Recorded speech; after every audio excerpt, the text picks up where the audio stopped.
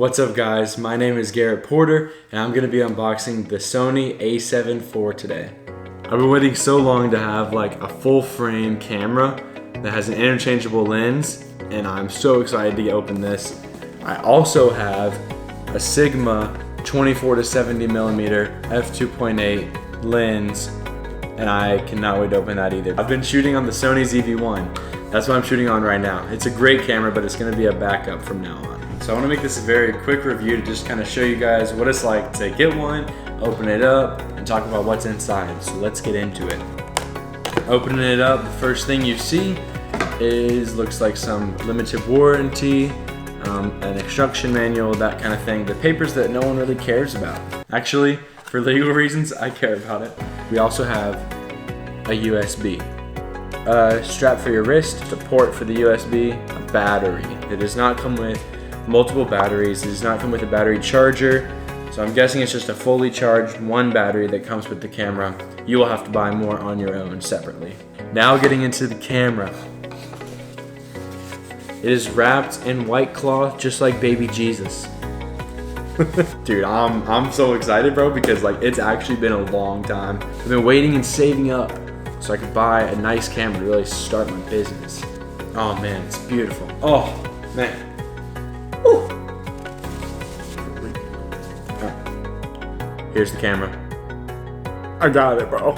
The Sony A7IV. Beautiful. It's actually very light. I don't think it's heavy at all. The detail is amazing. There's a million buttons I'm gonna have to learn. I've already done some research. That is everything that's in the box. All right, now we're gonna open up the Sigma lens, bro. All right, here we go. Get into it. First thing we see, some more legal papers that I do care about.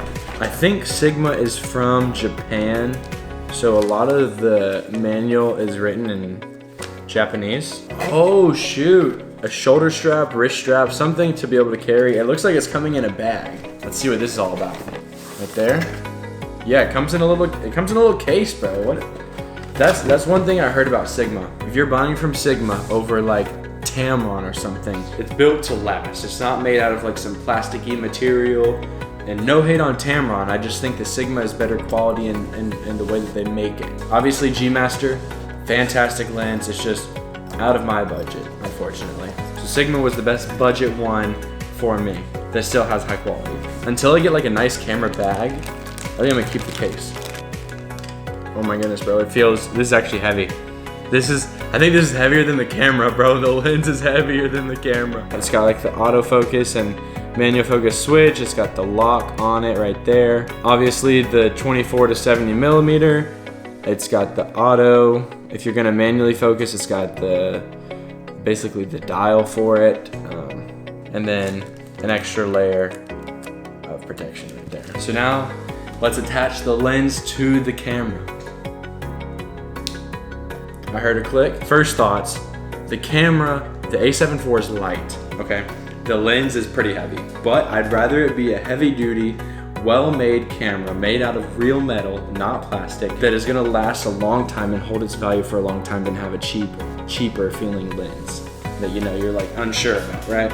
It's not that bad. Like if you're like taking pictures for a long time, you probably wanna have like a strap around your neck just because it probably could get a little bit heavy over time, but like it's really not that bad. Personally, I'm a videographer, and here are my thoughts on why I went with the A7IV. I was really in between the A7S3, which is $3,500, and this, which I had it on sale for about $2,300. The reason I went with the A7IV over the A7S3 is because one, it's a lot cheaper, and I can use that money on other things like accessories like microphones, wireless microphones, a gimbal, tripod, all that good stuff. There's so much money you can get with that extra like $1,200 you save. Also, there's more megapixels in this camera, which means there's gonna be higher resolution pictures and video, which I was super excited about that. It's a newer camera. It came out in 2021 versus the A7S III came out in 2020.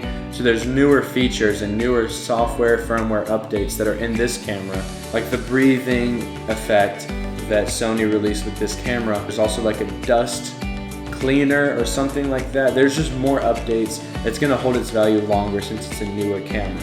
One of the cons that I am getting with this camera over the A7S III is it is not able to shoot 4K video at 120 frames per second. But it can shoot it at 60 with a 1.5 times crop, which is fine.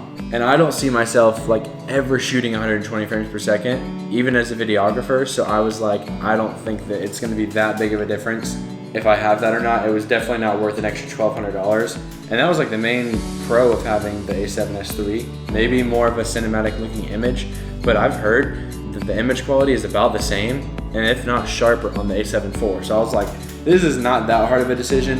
I went with the cheaper one. I can always upgrade my camera later on, but for now, I was wanting to have the more hybrid camera that can do more things. Newer, cheaper, better. That's just like my thought. Just looking at it, I'm super excited about it. It's a huge upgrade from the Sony ZV-1 that I'm recording on now. Make sure you get some batteries and a charger. There's outlets for your mic, for a headset if you want a headset. You've got an HDMI outlet. You've got a few other outlets over here. You've also got 3 presets that you can create on your camera right here with this dial. So there's so many good things that you can really get into on this. I just kind of made this video just to kind of show you guys what it's like to open a camera, open the lens. It's an exciting day. I hope you guys can get your hands on one of these soon. But I hope you enjoyed the video. I'm gonna be making some great content, putting out some of my work on here. If you could subscribe, that would be fantastic. And yeah, let me know if you have any video ideas in the comments.